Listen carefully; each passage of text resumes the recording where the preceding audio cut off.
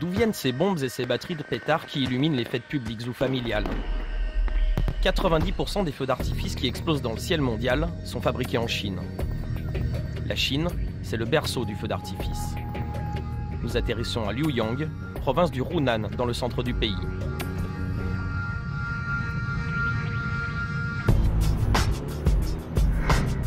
Liuyang, il y a 20 ans, était un village.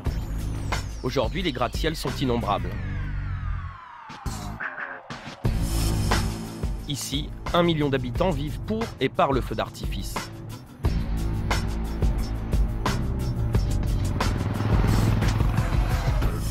Nous sommes sur les terres de Li Tian, l'homme qui inventa il y a 1500 ans le premier explosif au monde. Il était loin de s'imaginer que sa découverte pèserait un jour plus de 3 milliards d'euros. Chaque nuit, Liuyang s'illumine. Ce sont les fabricants qui tirent des feux de démonstration pour les importateurs venus du monde entier.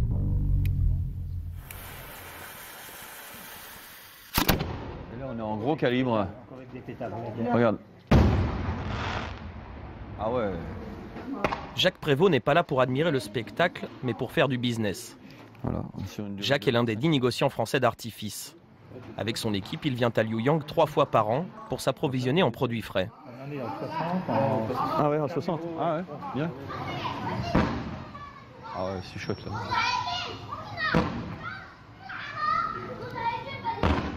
Ah, on marie le rouge et le blanc clignotant, donc c'est magnifique. Palmier rouge, marguerite, mésange doré, chaque bombe a son petit nom bucolique. Jacques ne s'en laisse pas compter, il traque la nouveauté qui fera fureur cet été. Ah ouais. Yes. C'est un cœur avec une queue de cheval. Ah là ça, c'était du jamais vu pour l'instant. Ouais. Mais on ne dira pas ce que c'était. On va se garder la primeur de ce produit. Grâce à ces nouveaux produits, il espère devancer ses concurrents français. Le lendemain matin, nous retrouvons Jacques Prévost chez son principal fournisseur. Ici, il est un client de choix. Il a même droit à sa banderole de bienvenue. Ah, bonjour Ming. Mihao. Il achète à Monsieur Ming, un fabricant de feux d'artifice, plus de 100 tonnes chaque année. À mon avis, ils ont nettoyé. C'était briqué. Ouais. En visite d'inspection de l'usine, Jacques et ses collègues ne laissent rien passer. Ils contrôlent jusqu'à l'adhésif qui conditionne les cylindres en carton que les ouvrières rempliront d'explosifs. Ah, c'est encore une nouvelle façon de scotch. Ah ouais. C'est du transparent ça. Enfin oui, plus ou moins, ah non. Ah ouais. Pour vous, ces visites d'usine, ça sert à quoi finalement? Ben, on s'assure déjà du contexte de l'usine. On voit la cadence, la qualité du travail, la propreté de l'usine. Donc ce qui nous donne un sérieux de la fabrication. De toute façon, cette usine ne travaille quasiment que pour l'export. Donc c'est déjà un gage de qualité très important puisqu'ils ont une licence d'exportation qui a été délivrée par les autorités chinoises pour cette usine.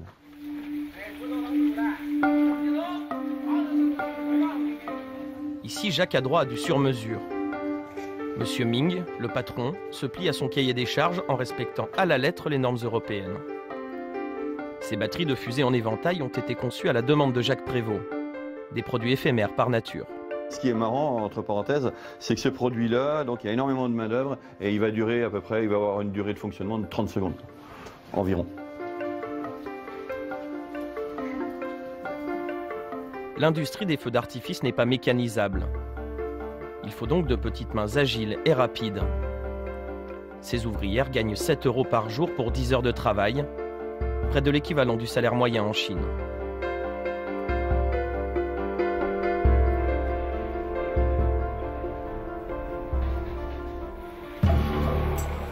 Dans le feu d'artifice, il y a des fusées, mais surtout des bombes qui explosent dans le ciel. On les fabrique un peu plus haut sur le site, dans une zone sécurisée. Des concentrés de poudre à manipuler avec précaution.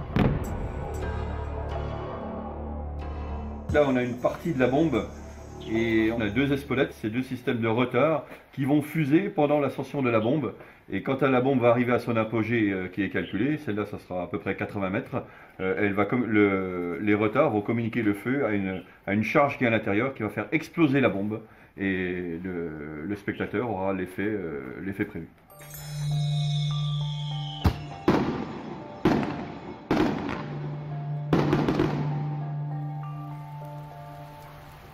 La base de toute l'industrie de l'artifice, c'est l'explosif qu'on appelle poudre noire. On la fabrique au sommet des collines pour protéger le reste de l'usine en cas d'explosion. Nous demandons à en voir la fabrication. Mais aujourd'hui, les ateliers sont déserts. Le temps est à l'orage, et si la foudre tombait, la poudre, ultra sensible à l'électricité, pourrait exploser. Monsieur Ming ne nous montrera que le produit final, un mélange de salpêtre, de soufre et de charbon aggloméré à des graineries. Ce n'est pas si dangereux. La fabrication est soumise à des normes très strictes. Le mélange, la quantité d'eau, tout est réglementé. Tout le monde ne peut pas s'improviser artificier.